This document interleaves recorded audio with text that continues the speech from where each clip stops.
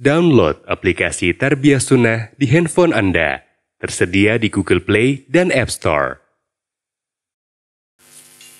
Bismillahirrahmanirrahim. Assalamualaikum warahmatullahi wabarakatuh. Alhamdulillah.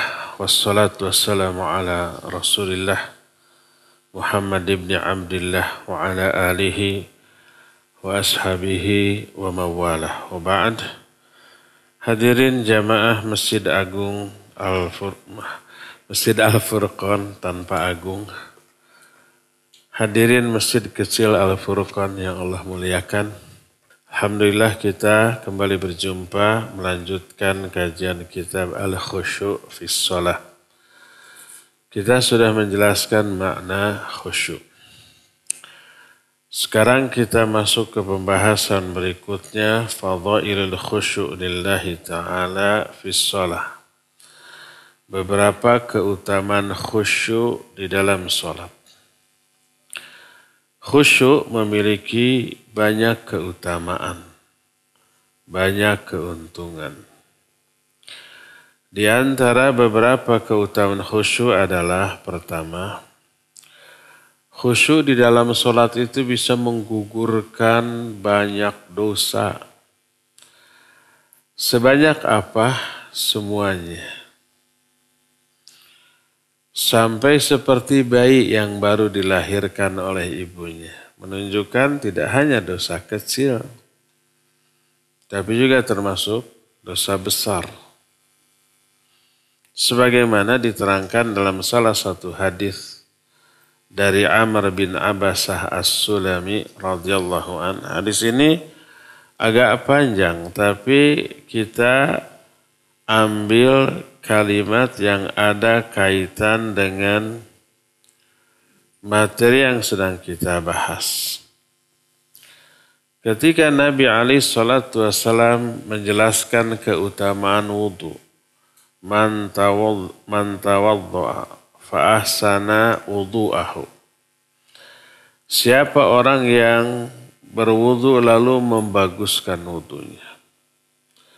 Fa in huwa qama fa shalla fa hamidallaha wa athna alaihi wa majjadahu billadhi huwa lahu ahlun wa farraga qalbahu lillah illa sarafa min khati'atihi ka hayatihi yawma waladathu ummuh. Kata Nabi SAW, tidak ada seorang hamba pun yang berwudu. Ma min abdin yatawaddau. Lalu dia membaguskan wudunya. Lalu dia melakukan sholat. Berdiri lalu sholat. Dia memuji Allah dalam sholatnya, menyanjung Allah, memuliakan Allah dengan cara memuliakan yang layak untuknya. Wa farraga qalbahu lillah. Dan fokus hatinya kepada Allah alias khusyuk. Tidaklah seorang hamba berbuat demikian kecuali dia akan berpaling dari sholatnya dalam keadaan semua dosanya diampuni seperti pada hari ketika dia dilahirkan oleh ibunya. Suci lagi dari dosa. Berkata Amr bin Abbasah yang meriwayatkan hadis ini, inni sami'tu hadza minan nabi sallallahu alaihi wasallam aktsar min 7 marrat. Aku mendengar ucapan ini langsung dari Nabi lebih dari 7 kali. Hadis ini sahih diriwayatkan oleh Imam Muslim dalam kitab Sahih Muslim. Menunjukkan bahwa salat yang khusyuk ini menghapus seluruh dosa dan dilihat dari pernyataan seperti pada hari ketika dia dilahirkan oleh ibu. Seperti bayi kan gak punya dosa. Jangankan yang besar, yang kecil pun tidak. Padahal sholat yang dijelaskan di sini adalah sholat syukrul wudu. Bayangkan kalau ini adalah sholat fardu. Salat syukur wudu, wudunya benar, lalu salat 2 rakaat dan khusyuk di dalam salat yang sunnah tersebut, maka dosa-dosanya gugur. Asal khusyuk wa farragha qalbahu lillah. Dia memfokuskan hatinya kepada Allah di dalam salatnya. Nah, di dalam hadis yang lain yang diterima dari Utsman radhiyallahu an, ketika dia berwudu memberi contoh kepada murid-muridnya dari kalangan tabi'in tata cara wudu yang benar. Lalu kata Utsman, ra'aitu Rasul sallallahu alaihi wasallam tawaddu'a nahwa wudu'i hadza. Aku melihat Rasul sallallahu alaihi wasallam berwudu seperti wuduku barusan. Tsumma qala, kemudian Nabi sallallahu alaihi wasallam bersabda, man tawaddu'a nahwa wudu'i hadza thumma shalla rak'atain la yuhadditsu fihima nafsah ghaffarallahu lahu ma taqaddama min dzambihi. Kata Nabi setelah memberi contoh wudu di hadapan Utsman, lalu Utsman mempraktekannya ke murid-muridnya setelah Nabi wafat. Nabi menyatakan, siapa orang yang berwudu seperti wuduku barusan, kemudian dia melakukan sholat 2 rakaat, sholat syukrul wudu, la yuhaditsu fihi ma nafsahu. Dalam sholat 2 rakaat itu dia tidak ngomong sendiri, tidak ngelamun, tidak berbisik apapun di dalam hatinya, alias fokus, alias dia khusyuk. Apa yang diucapkan oleh mulut di dalam sholatnya dihayati oleh hatinya. Apa akibatnya? Ghafarallahu ma taqaddama min dzambihi. Allah ampuni semua dosanya yang telah lalu. Apakah hanya dosa kecil? Enggak. Dosa-dosa besar juga. Karena apa? Makna ghafarallahu ma taqaddama min dzambihi, maka akan Allah ampuni ma apa-apa taqaddama yang telah lalu min dzambihi dari dosanya. Perkataan ma di sini disebutnya mausul dan bermakna nakirah. Nakirah itu umum, semua dosa kecil ataupun besar. Hadis ini muttafaqun alaih. Diriwayatkan oleh Imam Bukhari dan Imam Muslim dengan sanad yang sahih. Jadi yang pertama disebutkan kesalahannya dihapus seperti bayi yang baru dilahirkan. Hadis yang kedua barusan dikatakan semua dosa-dosa yang telah lalu diampuni. Nah, hadis ketiga, kekhusyuan dalam sholat itu dianggap sebagai kafarah. Kafarah itu ya penghapus dosa. Jadi Nabi SAW mengungkapkan dihapuskannya dosa karena khusyuk dalam sholat dengan berbagai macam ungkapan. Ungkapan hadis pertama seperti bayi yang baru dilahirkan. Ungkapan yang kedua tadi semua dosa yang telah lalu diampuni. Ungkapan ketiga kafarat. Kafarat itu penghapus dosa. Sebagaimana hadis masih dari Utsman bin Affan radhiyallahu an. Dia berkata, sami'tu Rasul sallallahu alaihi wasallam yaqul.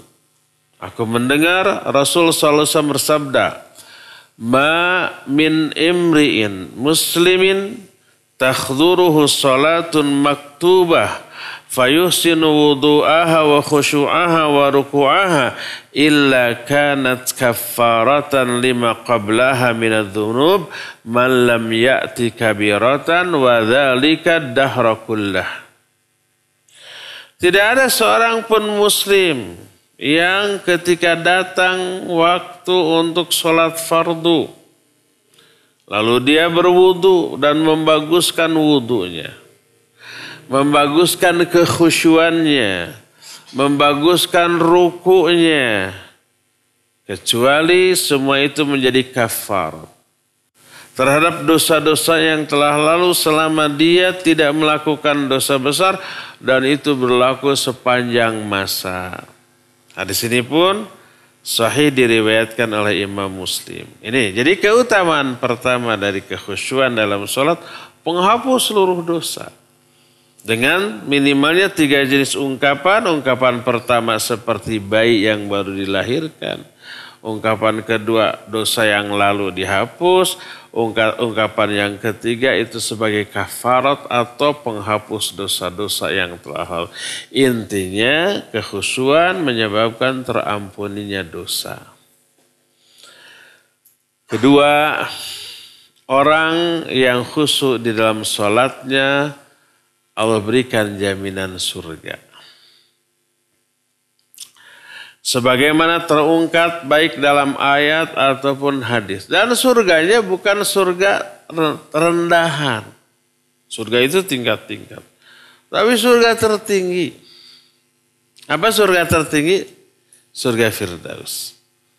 Idza sa'altumullahal jannah fas'aluhul Firdaus. Fa innaha a'laha wa awsatuha. Kalau kalian mau minta surga kepada Allah, mintalah surga Firdaus. Karena surga Firdaus itu yang paling tengah dan paling tinggi. Paling tinggi sekaligus paling tengah. Saya belum baca di kitab asli, tapi Syekh Muhammad Khalifah At-Tamimi yang saya dengar dalam sebuah daurah, Ibn Taimiyah rahimahullah Majmu'ul Fatawa menjelaskan bentuk level surga itu seperti kubah terbalik. Kubah nangkuban gitu, bukan terbalik. Seperti kubah. Otomatis bagian yang paling tinggi adalah yang paling tengah. Tingkatan surga itu tidak seperti rumah susun. Tidak seperti apartemen. Kalau yang paling tinggi berarti bukan paling tengah ya. Ini mah seperti kubah atau seperti gunung gitu. Yang paling tinggi otomatis paling tengah.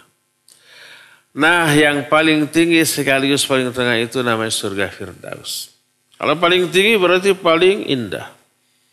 Paling nikmat dibanding seluruh surga nikmat. Tapi yang ternikmat, terindah, semua surga indah, tapi yang terindah adalah surga Firdaus. Surga Firdaus Allah janjikan untuk orang-orang yang khusyuk sholatnya. Sebagaimana Al-Quran surah Al-Mu'minun ayat pertama sampai ayat 11. Ayat pertamanya kan qad aflahal mu'minun alladzina hum fi sholatihim khasyi'un. Sungguh bahagia orang-orang mukmin. Itu orang yang khusyuk dalam salatnya. Nah di ayat terakhir ketika menjelaskan tentang ciri-ciri orang mukmin itu ulaika humul warithun alladzina yarithunal firdaus. Mereka lah orang-orang yang akan menjadi ahli waris. Yaitu orang-orang yang menerima warisan surga Firdaus. Dan mereka lah orang-orang yang kekal di dalamnya. Itu ayat.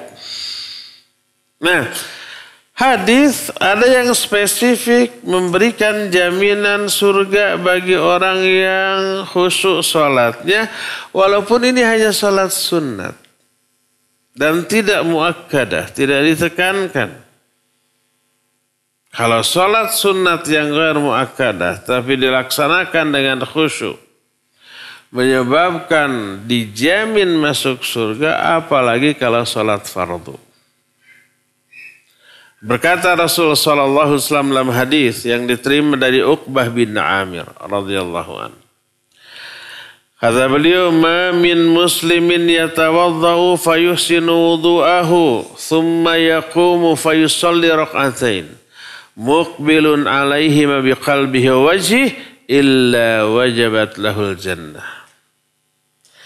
Tidak ada seorang pun muslim yang berwudu lalu dia membaguskan wudunya. Kemudian dia berdiri dan sholat 2 rakaat. 2 rakaat setelah wudu apa namanya? Syukrul wudu. Muqbilun alaihi ma biqalbihi wa wajhihi. Di kedua rakaat itu dia menghadap kepada Allah dengan segenap hati dan juga wajahnya. Fokus alias khusyuk. Illa wajabat lahul jannah. Tidaklah seorang muslim berbuat demikian kecuali wajib baginya surga. Siapa yang mewajibkan? Allah. Siapa yang diwajibkan? Allah. Allah mewajibkan kepada dirinya sendiri untuk memasukkan orang itu ke dalam surga. Karena dia khusyuk di dalam sholat 2 rakaat setelah wudhu tersebut. Dan banyak faedah yang bisa diambil, di antaranya keutamaan sholat syukur wudhu. Juga keutamaan kekhusyuan di dalam sholat. Inilah keutamaan yang kedua bagi orang yang khusyuk dalam sholatnya, itu dijamin surga. Dijamin dihapus dosa kesalahannya semua, dijamin surga. Kalau dihapus kesalahan berarti tidak ada penyebab orang itu terancam dengan neraka. Enggak. Karena neraka itu diakibatkan dari dosa. Kalau dosa sudah terampuni, terhapus oleh salatnya, nggak ada ancaman yang akan mengenai dia berupa neraka, nggak ada. Kalau selamat dari neraka, masuk dalam surga, apalagi surganya itu tertinggi, surga Firdaus, sudah. Kesuksesan yang hakiki dalam hidup teraih. Bahagia dia. Kata Allah Azza wa Jalla dalam Al-Quran, faman zuhziha 'anil nar wa udkhilal jannah faqad faza. Siapa orang yang dijauhkan dari api neraka dan dimasukkan ke dalam surga, sungguh orang itu telah sukses. Itulah kesuksesan hidup yang hakiki. Sukses dunia akhirat. Kemarin kan kita menjelaskan ya, mungkin ada yang hadir di sini, ada juga yang tidak murid. Upgrade ilmumu, upgrade kehidupanmu. Orang yang sukses, dijauhkan dari api neraka, dimasukkan ke dalam surga, sukses di akhirat, di dunia juga pasti orang itu sukses tuh. Kehidupannya baik. Kan kemarin kita jelaskan, orang yang beriman, beramal soleh, Allah akan baguskan kehidupnya. Falanuhyiyannahu hayatan thayyibah. Man amila sholihan min dzakarin aw untha wa huwa mu'min falanuhyiyannahu hayatan thayyibah.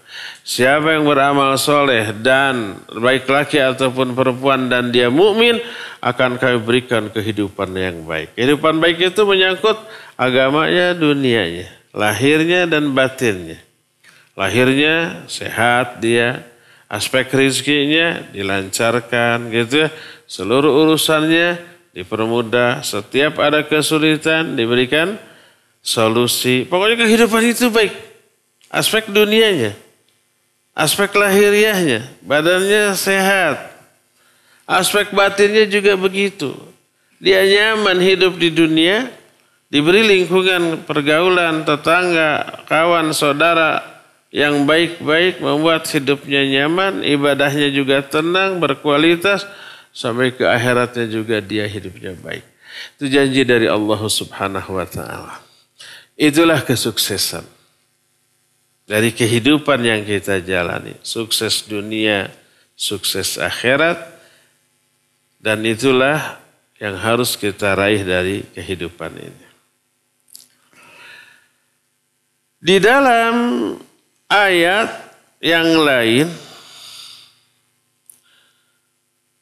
orang yang khusyuk memperoleh 2 modal kebahagiaan di akhirat. Kalau di dunia, kebahagiaan atau kesenangan itu ditentukan oleh harta. Siapa yang hartanya melimpah, gak punya hutang, bahkan punya banyak piutang. Piutang itu orang lain yang berhutang kepada kita. Nyaman atau hidupnya. Sebaliknya, harta gak punya, hutang banyak.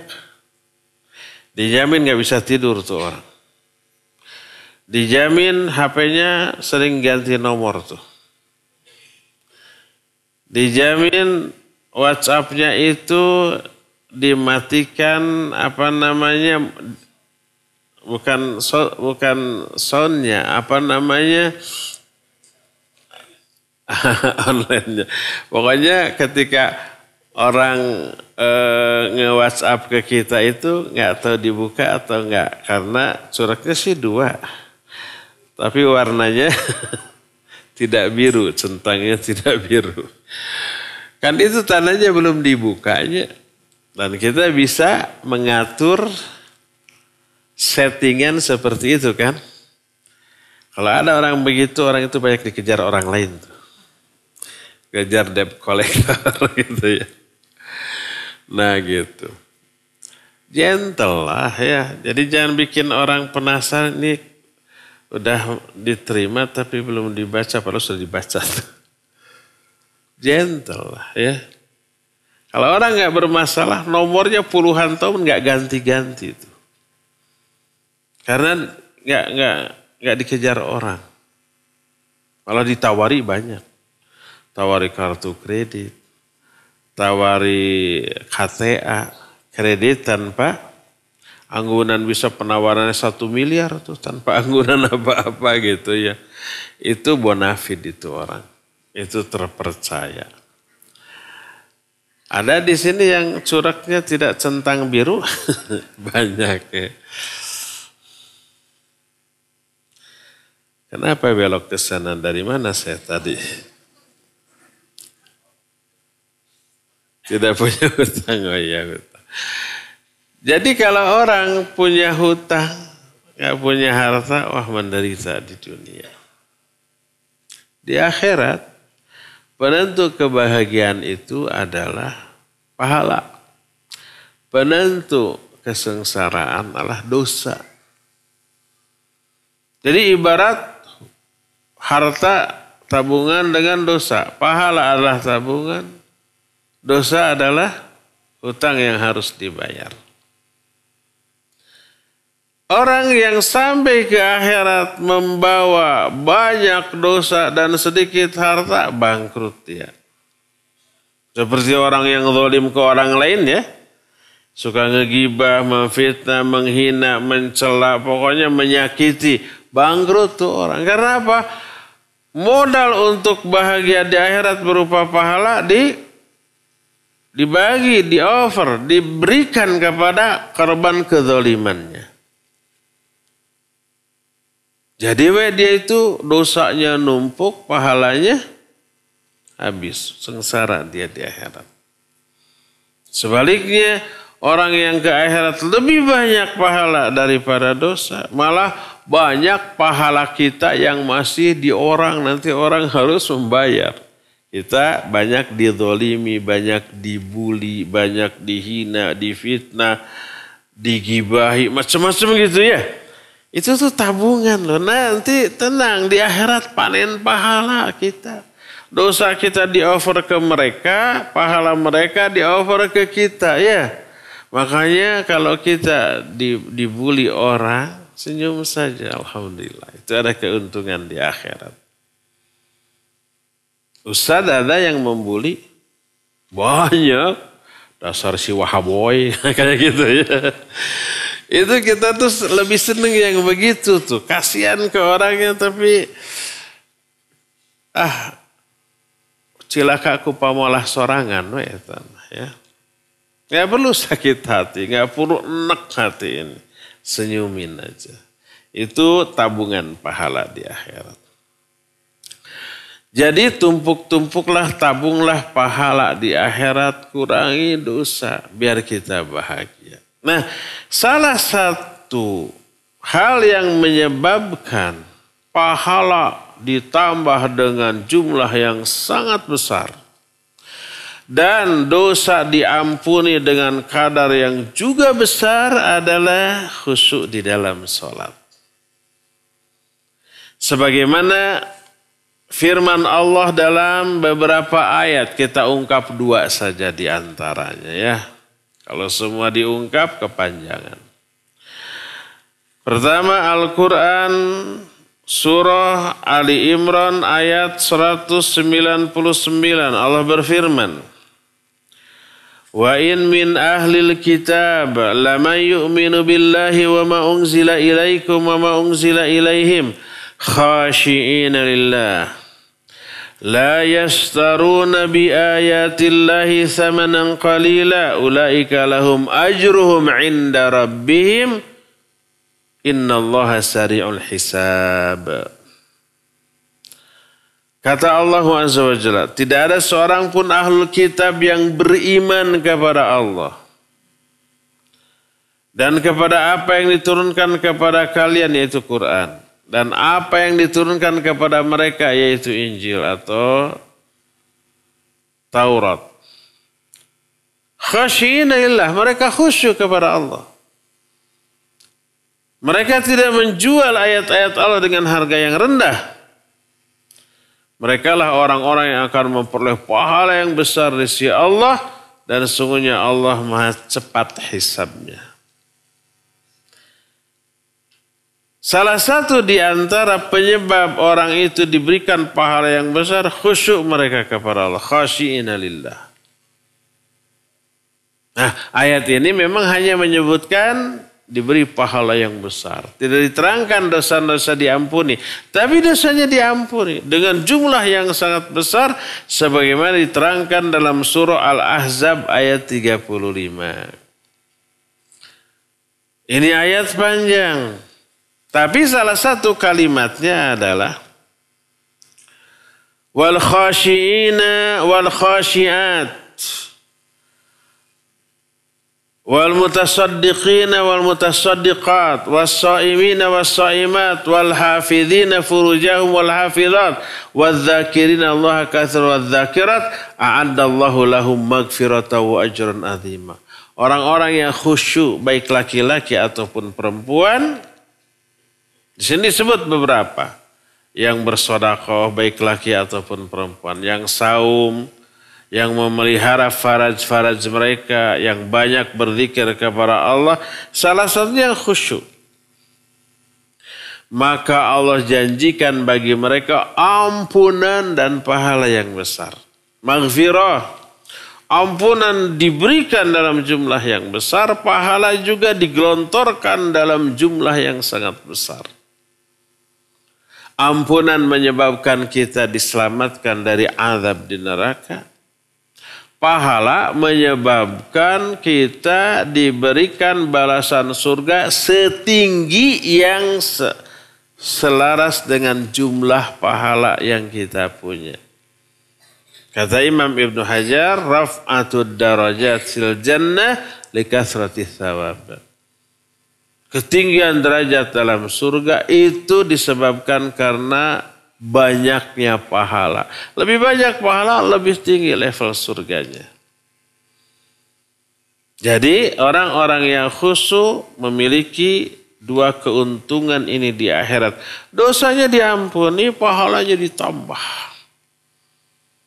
Ini yang menyebabkan jaminan di penjelasan awal tadi itu diberikan kepada orang yang khusyuk. Karena apa? Karena dosa-dosanya diampuni, selamat dia dari api neraka. Dan pahalanya digelontorkan dalam jumlah yang banyak, dan ini menentukan level atau tingkat surga yang akan diberikan. Inilah keutamaan yang ketiga. Keempat, orang yang khusyuk diberikan kebaikan-kebaikan dunia dan akhirat. Dan ini isi kandungan doa sapu jagat. Rabbana atina fid dunya hasanah wa fil akhirati hasanah wa qina adzabannar. Ya Allah, berikan kepada kami kebaikan di dunia, kebaikan di akhirat, dan selamatkan kami dari api neraka. Cara untuk memperoleh tiga yang kita minta dalam doa sapu jagat ini, kebaikan dunia, kebaikan akhirat, diselamatkan dari api neraka, salah satu usaha dan ikhtiar itu khusyuklah di dalam sholat. Karena Allah menjelaskan itu dalam banyak ayat dalam Al-Quran. Salah satunya adalah Al-Quran surah Al-Hajj ayat 34. Wa basyiril mukhbitin berikan kabar gembira kepada orang-orang yang mukhbit. Yang dimaksud kabar gembira inilah kebaikan dunia akhirat dan diselamatkan dari api neraka. Berkata para ulama ahli bahasa ketika menjelaskan makna mukhbit. Di antaranya Imam Ar-Raghib Al-Asfahani dalam kitab Al-Mufradat. Beliau menyatakan al-khabat, makna ikhbat adalah al-mutmainnu minal ard. Itu tempat atau tanah yang rendah. Dataran rendah itu disebut al-khabat dalam bahasa Arab. Kemudian thummastu minal ikhbat isti'malul lin wat tawadhu. Lalu kata-kata ikhbat ini digunakan untuk menerangkan kelemah lembutan dan ketawaduan. Tawadhu kan artinya rendah hati ya. Maka Allah berfirman dalam Al-Quran surah Hud ayat 23. Wa akhbitu ila rabbihim. Wa akhbatu ila rabbihim. Ulaika ashabul jannah hum fiha khalidun. Mereka ikhbat kepada Allah. Makna ikhbat adalah tawadhu dan khusyuk. Khusyuk merendah, tawadhu merendah. Khudu juga merendah. Bedanya kalau khudu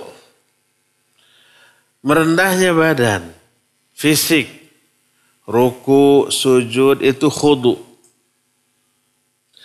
Tapi kalau khusyuk merendahnya hati dan pandangan. Pandangan menunduk ke bawah itu khusyuk. Makanya dulu para sahabat kalau sholat itu suka tanggah menengadah ke langit. Begitu turun ayat qad aflahal mu'minun alladzina hum fi sholatihim khasyin. Sungguh berbahagia seorang mukmin, yaitu orang yang ketika sholatnya itu khusyuk. Semua sahabat langsung menundukkan pandangan-pandangan mereka ke tempat sujud. Karena memahami khusyuk itu adalah tunduknya pandangan dan hati. Wa akhbatu ila rabbihim, mereka ikhbat kepada Allah, kepada Rabb mereka. Ikhbatnya khusyuk dan tawadu kepada Allah. Mereka lah para penghuni surga dan mereka kekal di dalamnya selama-lamanya. Ketika menerangkan ayat yang terdapat dalam surah Al-Hajj ayat 34 tadi, wabashiril mukhbitin, berkata para ulama ketika menerangkan, menjelaskan atau menafsirkan ayat ini, al-mutawadhi'in. Berikan berita gembira kepada orang-orang yang mukhbit, artinya kepada orang-orang yang tawadhu, yang merendah. Seperti apa yang dilakukan oleh para malaikat alladzina 'inda rabbika la yastakbiruna an ibadatihi. Para malaikat yang ada di sisi Allah, mereka tidak takabur sehingga tidak mau ibadah kepada Allah, enggak. Mereka tawadhu, makanya mau ibadah. Juga apa yang diterangkan dalam surah Al-Hajj 54, fatukhbita lahu qulubuhum, hati-hati mereka ikhbat kepada Allah. Makna ikhbat talinu wa takhsya'u. Ikhbat itu hati mereka lunak, luluh dan khusyuk. Contohnya umpamanya makna ikhbat itu berdekatan maknanya dengan hubut. Hubut itu jatuh ke bawah. Contohnya surah Al-Baqarah ayat 74 Allah menyatakan wa inna minha lama yahbitu min khasyatillah. Di antara batu ada yang jatuh meluncur ke bawah saking takutnya kepada Allah Subhanahu wa taala. Yahbit semakna dengan hubut. Maka berkata Imam Ibnu Mandzur dalam kitab Lisanul Arab ketika menjelaskan ikhbat, asal kata dari khabat, Khabat matma'anna minal ard wattasa. Khabat itu adalah tempat yang rendah di muka bumi. Tanah dataran rendah. Allah berfirman wa akhbatu ila rabbihim, mereka ikhbat kepada Allah, maknanya adalah tawadhu. Kata Al-Farra maknanya khusyuk kepada Allah. Wa akhbata lillah khasya'a wa akhbata tawadhu'a. Orang yang ikhbat kepada orang itu khusyuk dan tawadhu, merendah di hadapan Allah Subhanahu wa taala. Makanya dalam hadis sebuah doa dari Nabi SAW diriwayatkan oleh Imam Ahmad dan Abu Daud, Nabi menyatakan waj'alni laka mukhbitan. Ya Allah, jadikan aku sebagai orang yang mukhbit kepadamu. Makna mukhbit adalah khasyian muti'an. Jadikan aku orang yang khusyuk dan selalu taat kepadamu. Intinya ikhbat itu adalah khusyuk kepada Allah Subhanahu wa taala dalam beribadah, termasuk dalam hal salat. Allah menyatakan wa basyiril mukhbitin, berikan kabar gembira kepada orang yang ikhbat. Makna ikhbat adalah yang khusyuk di dalam salatnya. Kabar gembira apa? Dunia dan akhirat, bahwa Allah akan memberikan kebaikan di dunia, kebaikan di akhirat. Karena kekhusyuannya dan kebaikan kehidupan di dunia dan di akhirat itu yang kita jelaskan kemarin di Pusdai. Walanuhyiyannahu hayatan thayyibah. Siapa yang beriman, beramal soleh, laki atau perempuan dan dia iman, akan kami berikan kehidupan yang baik.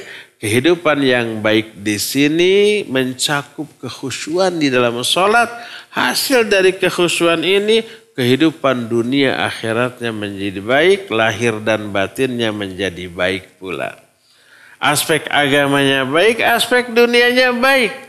Ini salah satu di antara buah kekhusyuan, dan kekhusyuan salah satunya lahir dari ilmu seperti yang kita terangkan kemarin. Upgrade ilmu kita tentang agama ini, Allah akan mengupgrade kehidupan kita baik dunia ataupun akhirat, baik aspek lahir ataupun aspek batinnya, baik aspek agamanya ataupun kepentingan dunianya.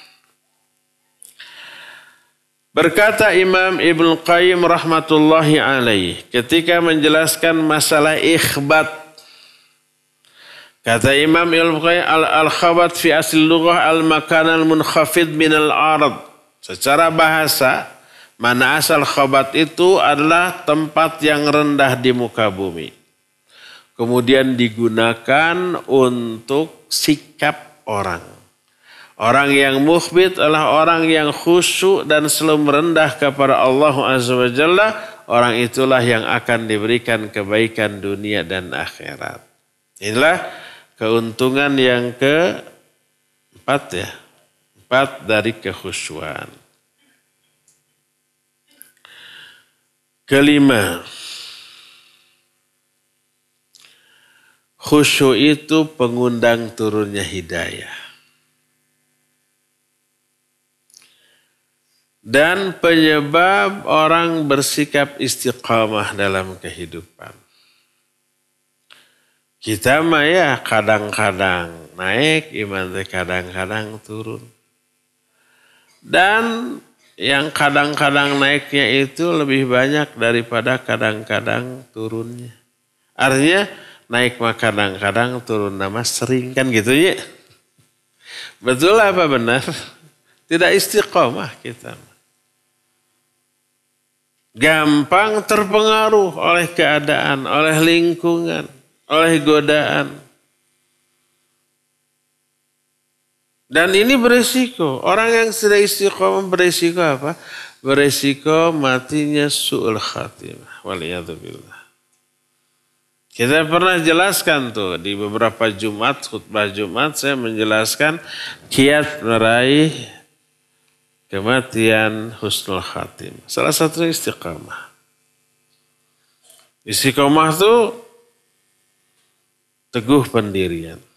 Tidak mudah tergoda. tak lekang kena panas, tak luntur kena hujan. Teunggut kalinduan, tegedag keanginan. Teluntur ku ibun, telaas ku panas. Tecuut kanu hidung, teponteng kanu koneng. Telancak lincik luncat mulang, udar tina tali gadang. Bahasa Sundanya banyak istiqomah. Dan indah-indah.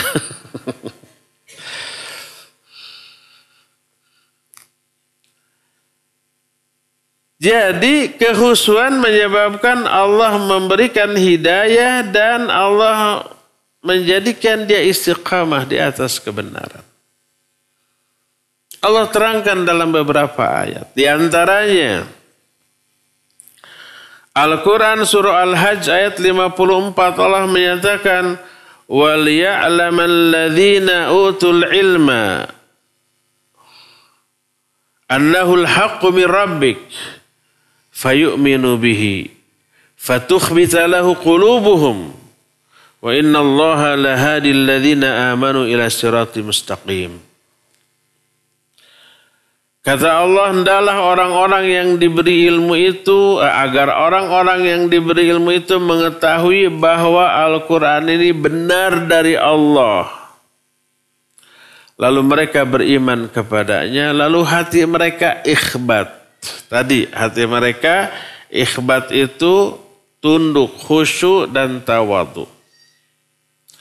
Setelah menerangkan itu, Allah menyatakan, sesungguhnya Allah pasti akan memberikan hidayah kepada orang-orang yang beriman ke jalan yang lurus. Berkata Syekh Abdurrahman As-Sa'di rahimahullah ketika menerangkan ayat ini. Fatukhbita lahu qulubuhum, lalu hati-hati mereka ikhbat. Mana ikhbat? Takhsha'u wa takhda'u. Khusyuk dan tunduk. Wa tusallimu li hikmati, taslim pasrah kepada hikmah yang terkandung di dalam ilmunya. Wa hadza min hidayati iyahum, dan inilah hidayah Allah kepada mereka. Lalu Allah menyatakan wa innallaha lahadil ladzina amanu, dan Allah pasti memberikan hidayah kepada orang beriman seperti tadi, yang khusyuk, iman dan khusyuk bisa babi imanim karena sebab imannya. Terus ila siratal mustaqim, Allah berikan hidayah ke siratal mustaqim. Dan inilah kandungan ayat yang menyatakan yuthabbitullahu alladhina amanu bil qawli tsabit fil hayatid dunya fil akhirah. Allah memantapkan orang-orang yang beriman dengan ucapan yang mantap baik dalam kehidupan di dunia ataupun dalam kehidupan akhirat. Maknanya setelah karena orang itu khusyuk, Allah berikan hidayah untuk tetap di atas siratal mustaqim sampai akhir hayat, menunjukkan selain dia diberi hidayah ke siratal mustaqim, Allah beri hidayah untuk istiqamah di atas jalan yang lurus. Tidak belok kiri, tidak belok kanan tadi. Tadi diulang.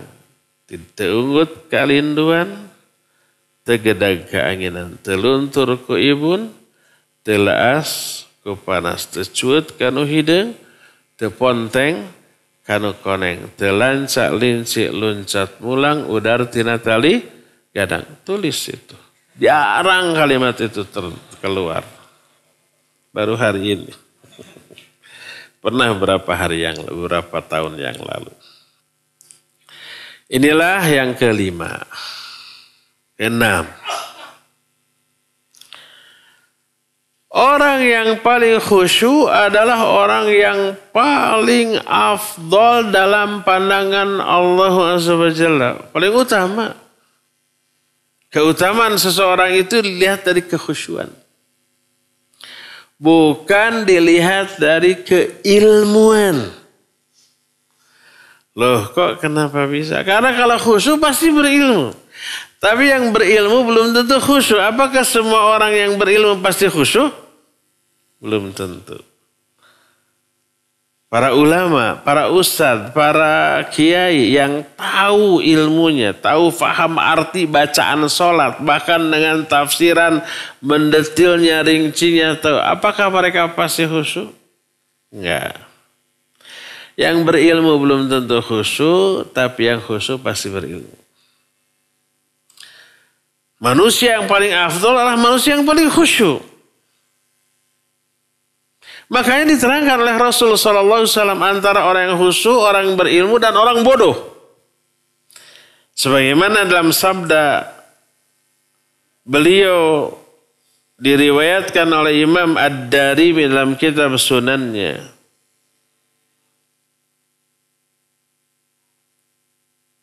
Berkata Rasul SAW, ini perkataan Imam Sufyan Ats-Tsauri rahimahullah.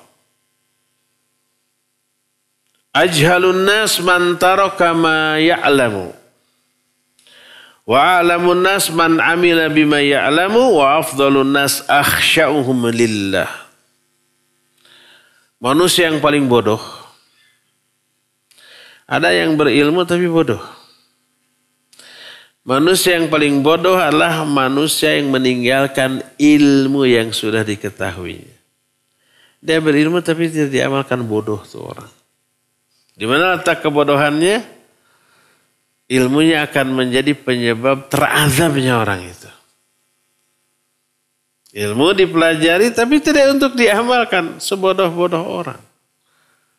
Sama dengan umpamanya kita membeli mobil berharga 10 miliar, kan ada katanya ya. Ratusan miliar juga ada.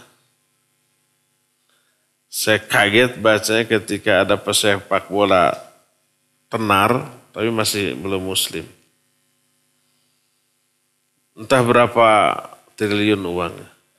Punya koleksi mobil. Salah satu koleksinya adalah seharga 250 miliar. Ada orang yang membeli mobil 10 miliar, tapi hanya untuk disimpan saja. Dipakai enggak? Untuk apa? Bodoh ya enggak? Itu disebut mobil deleh. Hanya untuk dilihat. Jadi manusia yang paling bodoh adalah manusia yang meninggalkan ilmu yang sudah difahaminya. Wa'alamun nas, dan manusia yang paling berilmu adalah manusia yang mengamalkan ilmu yang sudah diketahuinya. Wa afdhalun nas akhsya'uhum lillah, dan manusia yang paling utama adalah manusia yang paling khusyuk kepada Allah. Dalam ungkapan yang lain berkata Imam Sufyan, yuradu lil ilmi al-hifadz wal amal wal istima' wal insat wan nashr. Yang diinginkan dari ilmu adalah 5. Perlakukan ilmu dengan 5 perlakuan ini. Pertama, al-hifadz. Dihafalkan, dipelihara, dijaga ilmu yang sudah dipelajari, yang sudah difahami. Kedua, wal amal, diamalkan. Ketiga, istima', didengarkan. Keempat, insot. Insot itu diam, menyimak. Jangan ngelamun, jangan ngobrol, jangan chatting, jangan browsing ketika mendengarkan ilmu. Dan yang kelima, an-nashr. An-nashr itu menyebarkannya, mengajarkannya, mendakwahkan. Masih kata Imam Sufyan, kana yuqal al-ulama salasatun. Ulama itu ada 3 tipe. 3 jenis manusia. 3 jenis ulama. Jenis yang pertama, alimun billah yakhshallah laisa bi'alimin bi'amrillah. Dia mengenal Allah. Fokus mempelajari tauhid asma sifat. Tentang tauhid sajalah. 3 jenis tauhid. Tauhid ar-rububiyah, uluhiyah, asma sifat, mendalam dia. Mengenal Allah sehingga takut kepada Allah. Laisa bi'alimin bi'amrillah. Tapi dia tidak mengetahui perintah Allah. Masalah fikih dia tidak faham. Masalah tauhid mendalam. Makanya takut kepada Allah tapi perintah-perintah Allah dia nggak paham. Ada yang begitu? Ada. Para asatidz kita, ustadz kita itu biasanya punya takhasus tersendiri. Ada spesialisasi, ada yang ahli hadis, ada yang mendalam dalam masalah tafsir, ada yang mendalam masalah fikih, fikih juga fikih muamalah, ada yang mendalami tauhid atau akidah gitu ya, macam-macam. Ada yang menguasai masalah sirah, ada. Bahasa nahu sorof aja ada. Tapi orang awam asal usul segala menguasai semua. Kan gitu aja. Ke saya jangan coba-coba bertanya fikih muamalah mal dijawab. Gitu. Yang lain ada yang lebih menguasai. Saya suka bertanya kepada ustadz lain. Kalau ada pertanyaan begini, wah saya tidak tahu. Saya chatting. Umpamanya kalau masalah usul fikih, saya kontak Ustadz Syafaat dari Ustadz. Saya ini ada pertanyaan nih, tolong dijawab. Kadang dijawab, kadang tidak. Dan lebih banyak tidak. Makanya kalau ketemu di Gugun yang diam di sini, jawab pertanyaan saya nih. Gitu. Bisa kabur lagi. Kalau pakai chat gitu ya kadang karena kesibukan, karena apa gitu. Kalau begini langsung kan bisa.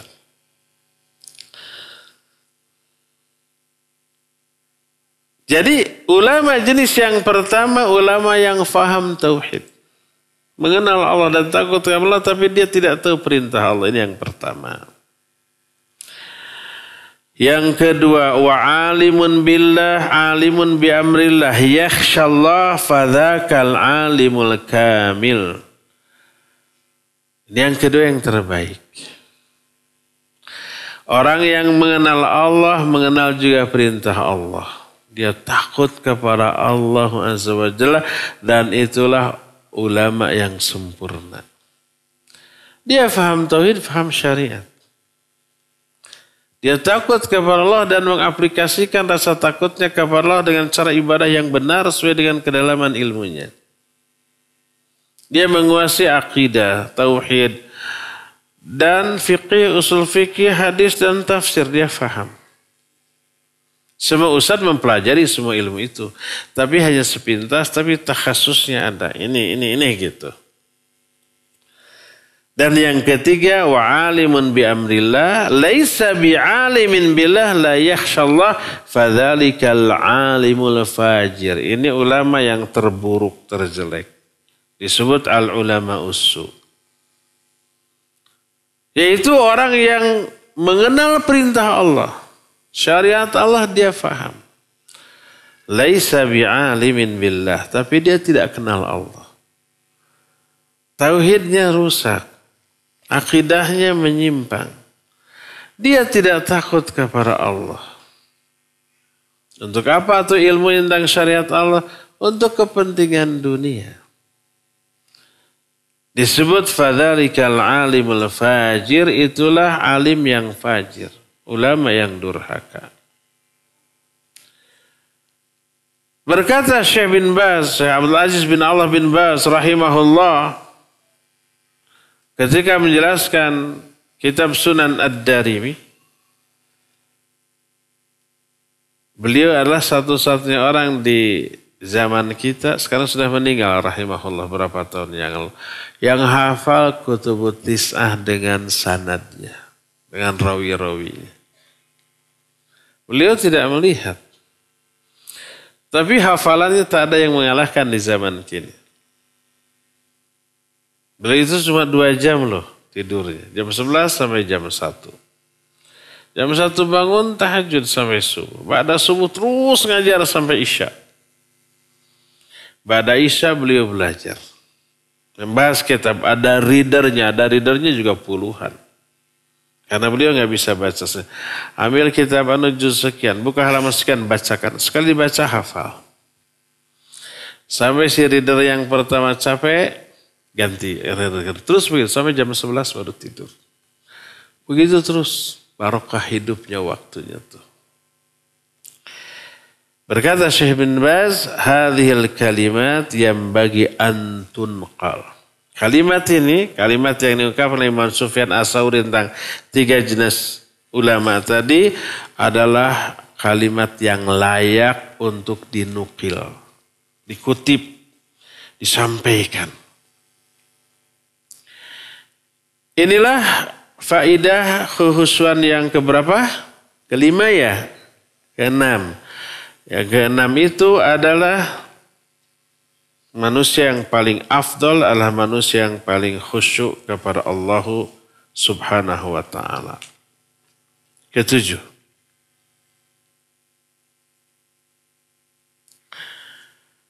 Keutamaan yang ketujuh adalah orang yang khusyuk memperoleh jaminan dari Allah Subhanahu wa ta'ala. Jaminan apa? Ampunan. Ini sebenarnya penjelasan penguat dari poin yang awal-awal tadi. Akan peroleh ampunan. Tapi ini kepastian karena jaminan dari Allah Azza wa Jalla.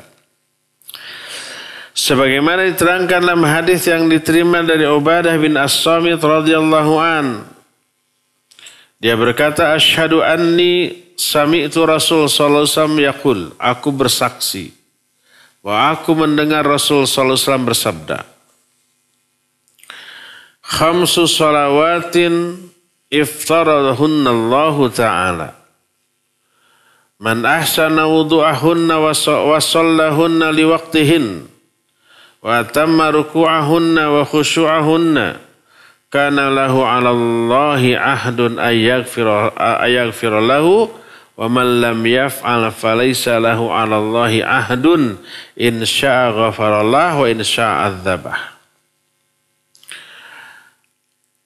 Salat yang 5 waktu yang Allah wajibkan,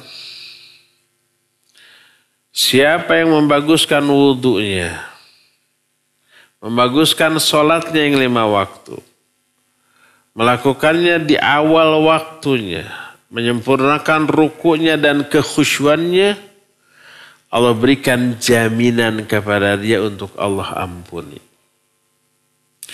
Siapa orang yang tidak melakukan sholat yang seperti tadi, tak ada jaminan dari Allah. Kalau Allah mau, Allah akan ampuni. Kalau enggak, Allah akan azab. Waktu hari Kamis yang lalu di Al-Ukhwah kita membahas kiat meraih maghfirah, ampunan dari Allah. Kita bahas saat itu sholat. Dan semua ibadah yang berkaitan dengan sholat sejak mulai wudu. Wudu itu kan menggugurkan dosa-dosa. Kemudian menghadap kiblat, berdoa, syahadat. Terus Allahumma ij'alni minat tawabin waj'alni minal mutatahhirin, itu menggugurkan dosa. Terus melangkah ke masjid juga menggugurkan dosa. Berdoa masuk masjid, sholat, tahiyatul masjid menggugurkan dosa. Ketika sholatnya juga begitu. Semua gerakan sholat dan zikir sholat menggugurkan dosa. Ketika berdiri aja doa iftitah aja itu meminta ampunannya. Allahumma ba'in baina wa baina khataya, itu minta ampunan tuh. Allahumma gsilni min khatayaya bil ma'i wa thalji wal barri, ya Allah cuci itu saya dari kesalahan. Minta ampunan itu.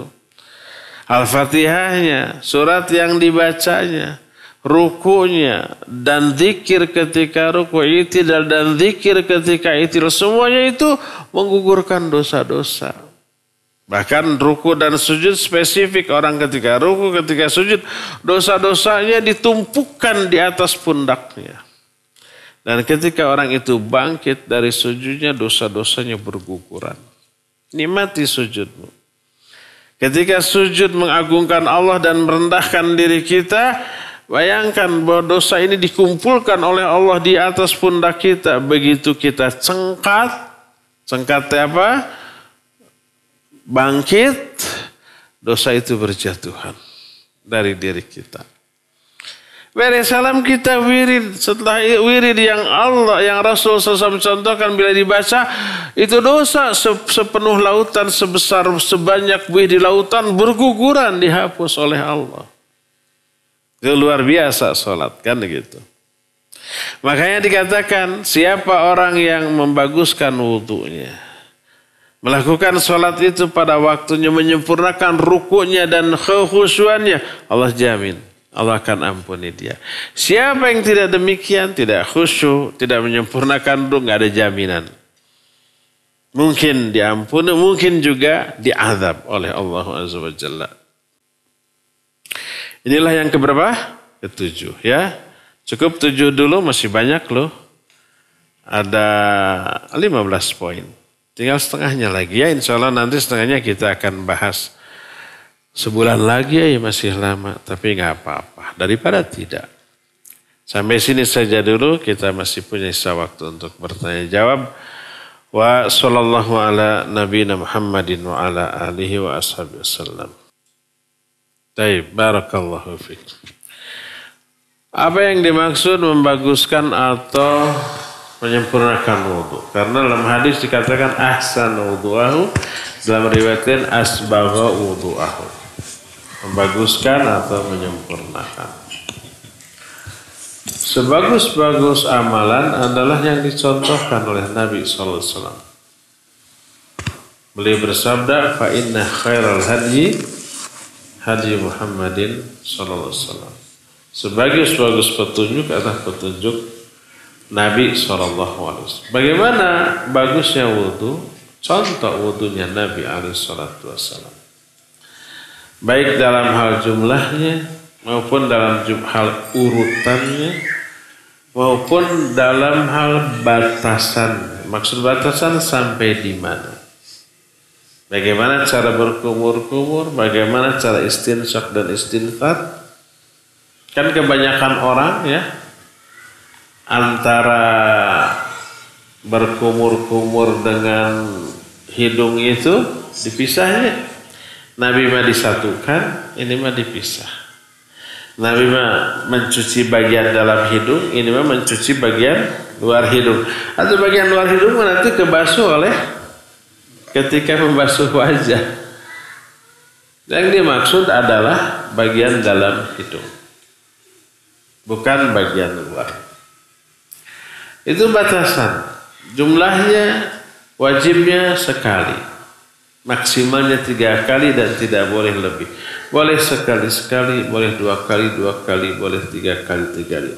Semua dicontohkan oleh Nabi SAW. Jumlah airnya, kalau Nabi SAW kana yatawaddau muddan. Beliau kalau berwudu cukup air 1 mud. Kalau bahasa kita sasyuk gitu. 1 cidukan, 1 apa itu namanya? Gayung, 1 gayung. Itu harus cukup. Kalau kita mah 1 ember biasanya kurang. Bagaimana caranya? Utsman tadi menjelaskan. Beliau mencuci dulu kedua tangannya 3 kali sampai pergelangan. Kiri kanan sekaligus. Tsumma adkhala yadaihi fil ina. Kemudian beliau memasukkan kedua tangannya ke dalam wajah, ke dalam wadah. Famadmadha salatan. Kemudian beliau berkumur-kumur, wastansar dan beristinsyak dan istinsar 3 kali. Jadi berkumur-kumur sama istinsar itu disatukan, tidak dipisah. Kemudian masukkan lagi kedua tangannya 3 kali, terus membasuh wajahnya 3 kali. Dan seterusnya sampai kedua kaki sampai dua memuncangan. Apa memuncangan itu? Sampai kedua kemirinya. Apa memuncangan? Mata kaki. Bukan kemiri kaki. Sampai 2 mata kaki. Gitu. Dari sini batalah anggapan orang ada air musta'mal.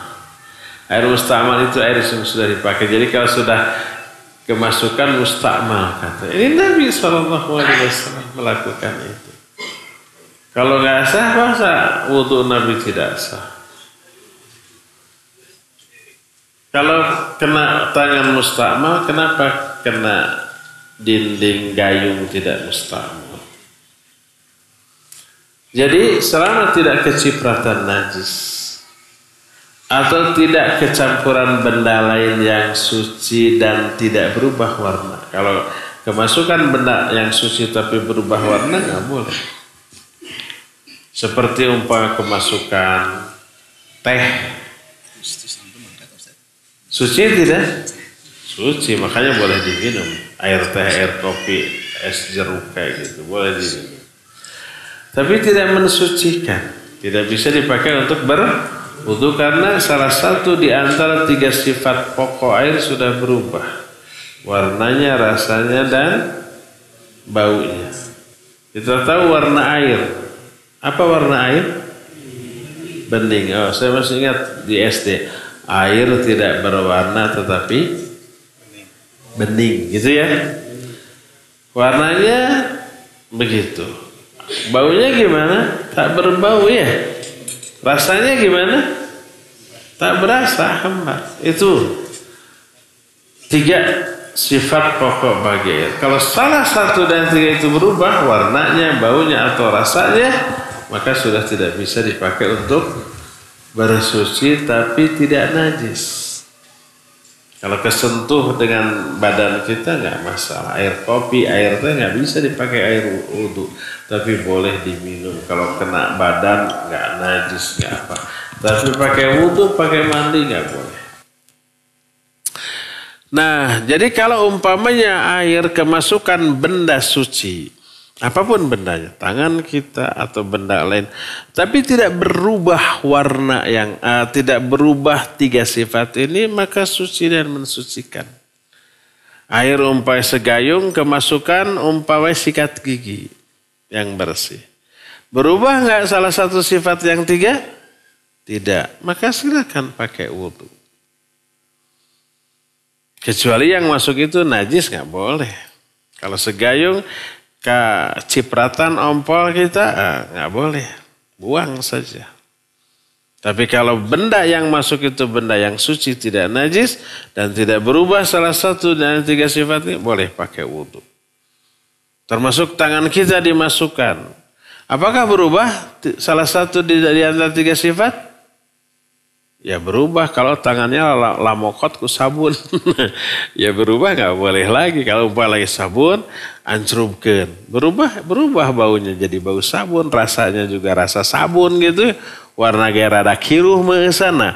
Nggak boleh dipakai untuk berwudu. Tapi kalau badan tangan kita bersih dimasukkan, nggak berubah, pakai wudu silakan. Itu dilakukan oleh Nabi alaihissalatu wassalam. Jadi bagusnya wudu seperti yang dicontohkan oleh Nabi alaihissalatu wassalam. Baik jumlah air yang digunakan, jumlah bilangan wudunya nggak boleh lebih dari 3 kali. Termasuk juga batasan dari anggota wudu. Ya, itulah yang dimaksud dengan membaguskan wudu. Wallahu a'lam. Ke akhwat dulu. Apa hukumnya wudu dengan menggunakan gayung? Cikeneh dibahas. Airnya dari bak mandi. Iya, kalau umpamanya bak, ambil 1 gayung, boleh pakai wudu. Tergantung. Sudah kecipratan najis? Belum. Kalau belum, udah pernah dikobok, lihat berubah nggak salah satu di antara 3 sifatnya. Kalau nggak berubah, silakan pakai. Pertama, minta dalil bahwa setiap gerakan sholat ada zikirnya, ada bacaan. Gak ada dalilnya. Cuma itu penjelasan para ulama. Bahwa di setiap gerakan sholat ada zikir, ada bacaannya. Setelah menganalisa seluruh hadis tentang zikir dan gerakan sholat. Dari itu diterangkan salah satu oleh Syekh Masyhur Hasan Salman di dalam kitab Al-Qaul Mubin fi Akhta'il Musallin di dalam bab salah satu kesalahan sholat adalah adamu takmiril arkan. Tidak memakmurkan rukun-rukun sholat. Makna memakmurkan adalah membaca zikir dalam setiap gerakan sholat. Jadi dalam setiap gerakan sholat ada zikirnya. Baik ketika melakukan gerakan dalam sholat ataupun ketika perpindahan gerakan dari satu gerakan ke gerakan lain. Adapun zikir ketika berdiri yang pokoknya adalah Al-Fatihah. Tambahannya iftitah di rakaat pertama dan surat. Adapun ketika ruku, zikirnya Subhana Rabbiyal Azim. Sujud Subhana Rabbiyal A'la. Ketika berdiri i'tidal Rabbana walakal hamdu. Ketika duduk Rabbighfirli dan seterusnya. Ketika tahiyat at-tahiyyatu lillah dan seterusnya. Ketika perpindahan gerakan takbir. Dari berdiri ke ruku takbir. Dari berdiri ke sujud takbir. Dari sujud ke duduk takbir. Dari sujud ke berdiri takbir. Kecuali dari ruku ke i'tidal tasmi'. Membaca apa? Sami Allahu liman hamidah. Jadi takbir itu bacaan ketika bergerak dari satu gerakan ke gerakan lain. Bukan zikir ketika melakukan gerakan. Bukan. Tapi ketika bergerak dari satu gerakan ke gerakan lain. Oleh karena itu kalau umpamanya orang ketika berdiri mau ruku, takbir Allahu Akbar, baru ruku, ada dua kesalahan. Kesalahan pertama, dia membaca zikir ketika bergerak tapi dibaca ketika berdiri. Kesalahan kedua, dia mengosongkan zikir ketika bergerak. Ketika bergerak maksudnya zikirnya apa? Allahu Akbar. Ini mah ketika berdiri Allahu Akbar. Kemudian ketika bergerak ke ruku tidak ada zikir. Kosong dari zikir. Lalu dia ruku. Atau mungkin saja dia ini dulu. Angkat tangan dulu. Ruku dulu. Setelah sempurna ruku baru takbir Allahu Akbar. Sama dua kesalahan. Pertama dia membaca zikir ruku bukan dengan zikirnya. Ruku itu Subhana Rabbiyal Azim. Tapi dia tambah dengan takbir. Kesalahan pertama itu. Kesalahan kedua dia mengosongkan perpindahan gerakan yang harusnya diisi dengan takbir dia kosongkan. Mengerti apa? Paham? Paham dan mengerti. Itu yang pertama. Ya, itu yang pertama. Kedua sekaligus menjawab. Apakah makmum membaca tasmi' ataukah tidak? Ketika apa? I'tidal. Tadi dikatakan tasmi' itu zikir ketika bergerak dari ruku ke berdiri. Itu satu-satunya yang selain takbir ya. Tasmi'. Sami Allahu liman itu zikir ketika bergerak. Adapun setelah tegak itu zikirnya Rabbana walakal hamdu mil'as samawat walah mil'us samawati wa mil'ul ardi wa mil'u ma syi'ta min syai'in ba'du dan seterusnya ya. Itu zikirnya. Makanya salah satu kesalahan orang yang sholat sama ini ikhtilaf. Kesalahan orang yang sholat menurut Syekh Masyhur Hasan Salman adalah makmum ketika bangkit dari ruku membaca zikir i'tidal di saat bergerak dari ruku ke i'tidal. Jadi ketika imam sami Allahu liman hamidah, imam benar ketika sami Allahu liman hamidah bergerak. Setelah berdiri Rabbana wal hamd. Si makmum Rabbana walakal hamdu. Padahal Rabbana wal hamd lah zikir setelah i'tidal. Bukan ketika bergerak. Tapi dia baca ketika bergerak. Sami Allahu liman hamidah. Padahal zikir ketika bergerak bangkit dari ruku itu tasmi. Sami Allahu liman itu. Tapi mau kemudian Rabbana walakal hamdu. Ini di sini kesalahan. Kata Syekh Masyhur Hasan Salman. Sekalipun sekali lagi ini ikhtilaf. Syekh bin Baz Al-Utsaimin menyatakan Rabbana walakal hamdu tidak membaca Sami Allah liman hamidah. Apa dalilnya tadi? Nabi SAW menyatakan idza qala al-imamu Sami Allahu liman hamidah Rabbana faqulu Rabbana walakal hamd. Bila imam mengucapkan Sami Allahu liman hamidah, katakan oleh kalian Rabbana walakal hamd. Dari hadis ini sebagian ulama termasuk Syekh bin Baz Al-Utsaimin menyatakan makmum tidak menyebut Sami Allah liman hamidah tapi langsung Rabbana walakal hamd. Ini pendapat pertama. Pendapat kedua dan yang saya lebih cenderung ke yang kedua. Makmum wajib mengatakan Sami Allahu liman hamidah. Alasannya tadi, Sami Allahu liman itu zikir ketika bergerak. Kalau di tempat lain takbir, kalau khusus ini Sami Allah liman. Rabbana walakal hamd itu zikir ketika berdiri i'tidal. Adapun hadis Nabi yang menyatakan bila imam mengucapkan Sami Allahu liman hamidah, katakan olehmu sebagai imam Rabbana walakal hamdu. Maknanya adalah katakan Rabbana walakal hamdu setelah kalian mengatakan Sami Allahu liman hamidah. Kenapa?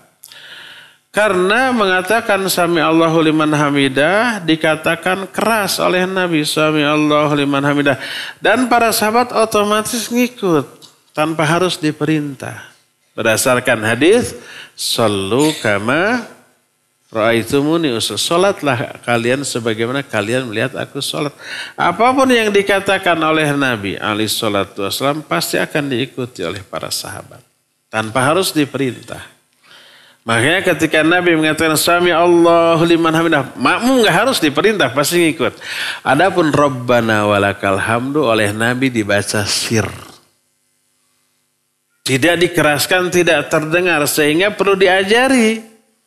Katakan Rabbana walakal hamdu setelah kalian mengatakan Sami Allahu liman hamidah.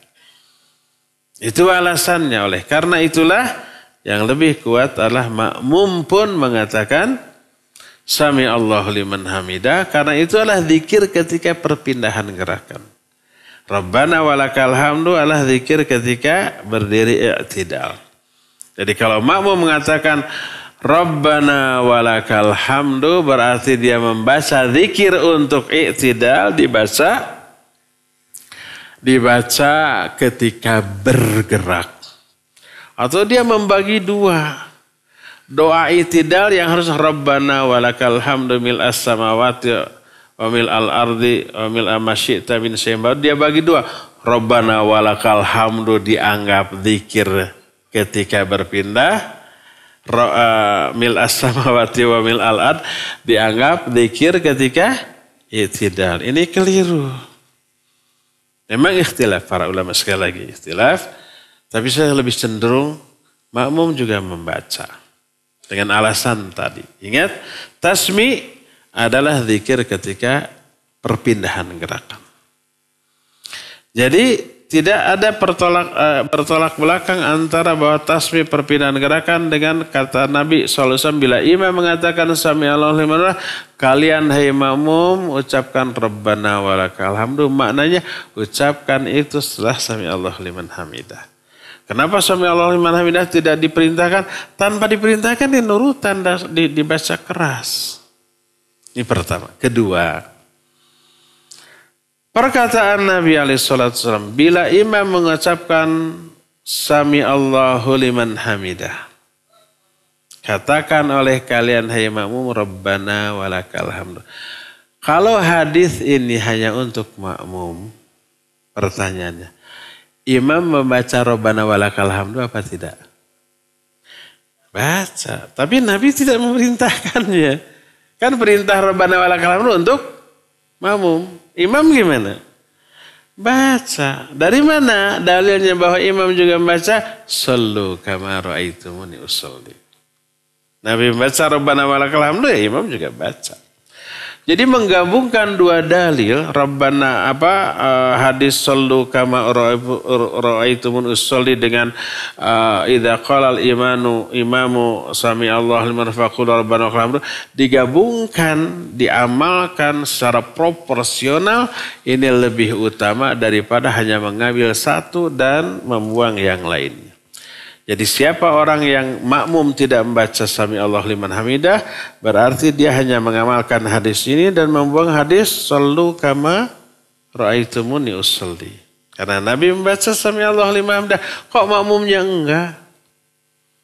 Nah gitu. Jadi lebih kuat makmum juga membaca sami Allah liman hamidah, ya. Wallahu a'lam. Tapi kalau saya mah kekeh mah enggak, dan ada keterangannya dan ada ulama yang berpendapat demikian. Bangga teh mal di musuhan mal di baeudan.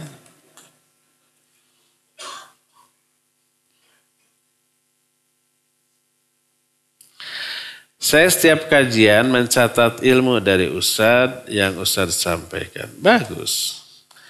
Yang saya tanyakan. Setiap catatan saya itu kalau di rumah nggak dimurojaah lagi. Untuk apa tuh? Apa catatan saya nanti menjadi azab? Tanya, untuk apa dicatat? Dicatat itu untuk dibaca lagi, diulang-ulang lagi. Yang paling parah gitu ya dicatat sudah ya. Dijual ke warung. Oleh warung dipakai bungkus tarasi. Ada ayat, ada hadis di sana teh. Untuk apa dicatat kalau bukan untuk dimurajaah? Dulu, wallahu alam sekarang, ada akhwat mahasiswa menganggap kajian saya ini sebagai mata kuliah wajib. Dia catat dan disimpan, dibuka, dimurajaah lagi. Karena kita membahas kitab, ini lebih berharga daripada yang di perkuliahan. Saya kan sempat membahas kitab Al-Qaul Mufid Syarah Ta'liq ala Kitab Tauhid. Syekh Utsaimin. Dan kitab itu menjadi kitab bahasan yang dibahas di Fakultas Syariah Lipia. Saya bahas hari Jumat sore ketika disiarkan oleh Radio Roja. Saya baru tahu salah seorang ustadz yang dulu lulusan Lipia, sekarang sudah master. Pas ketemu saya lapor. Saya setiap Jumat, Pak sore saya siapkan bukunya, kitabnya, catatannya. Karena penjelasan kita lebih detail daripada dosen di kelas. Nah jadi itu dianggap sebagai apa? Mata kuliah. Dan rapi tulisannya. Dulu ahwat ada. Saya menganggap ini wajib, mata kuliah wajib. Katanya begitu. Dan sampai sekarang catatannya ada, jadi dibukukan. Nah bagusnya begitu, jadi dimurojaah lagi, dibaca lagi, gitu. Kalau ada pertanyaan, rasanya pernah dibahas, buka lagi, disampaikan nih jawabannya, gitu. Itu yang harus dilakukan kalau kita benar-benar mau belajar. Wallahu a'lam.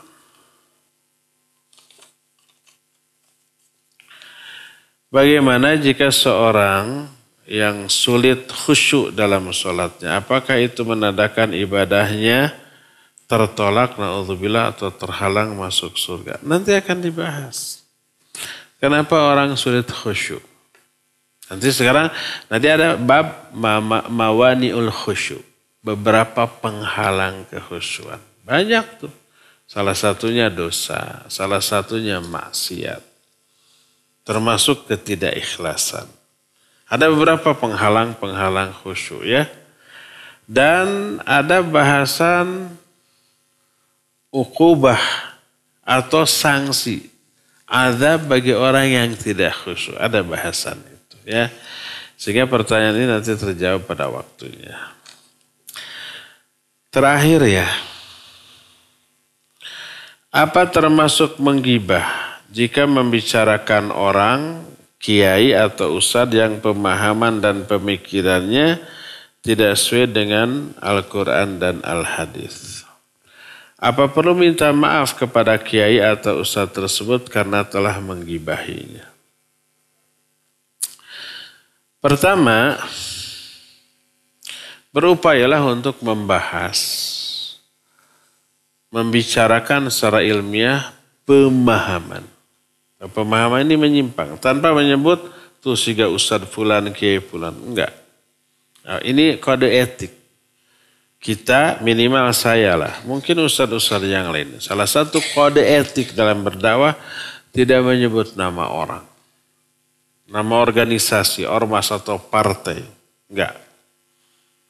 Karena kita tidak menghukumi orang, tapi kita membicarakan hukum sebuah perbuatan atau sebuah pemahaman. Kalau tidak menyebut orang, tidak akan masuk kepada ranah ghibah. Adapun kalau orang nanti ada yang tersinggung, ya salah dia sama mabuk itu haram. Oh, pemabuk tersinggung. Dia menggibahi saya. Kan gitu. Padahal kita nggak nyebut nama orang, nggak kenal-kenal acan. Ya. Awas, nggak boleh gibah. Gibah itu haram. Al-Quran menyatakan ini, hadis menyatakan begini. Tukang gibah tersinggung, dia menggibahi saya. Katanya haram gibah, tapi menggibahi saya. Enggak, karena tidak menyebut nama orang. Kita hanya membicarakan hukum dari perbuatannya. Itu yang pertama, ya. Yang pertama begitu. Jadi kita tidak pernah menyebut nama orang. Atau ormas, atau partai, atau organisasi tertentu. Aliran tertentu, tidak. Yang keduanya, bila ada orang yang terang-terangan menyebarkan kebidahan yang apabila tidak disebut orang nggak paham. Boleh menyebutkannya? Boleh. Dan itu yang dilakukan oleh para ulama dalam rangka menjaga kemurnian dari agama ini. Para ulama ahli hadis banyak menggibahi dan menyebut nama orang. Orang siapa? Orang yang meriwayatkan mungkin hadis palsu atau umpamanya salah dalam meriwayatkannya atau orang itu hafalannya lemah sehingga keliru macam-macam, ya. Atau sering memanipulasi hadis. Umpamanya rawi ini nama si fulan kadzab. Itu ghibah bukan? Ghibah. Tapi ini ghibah yang diwajibkan.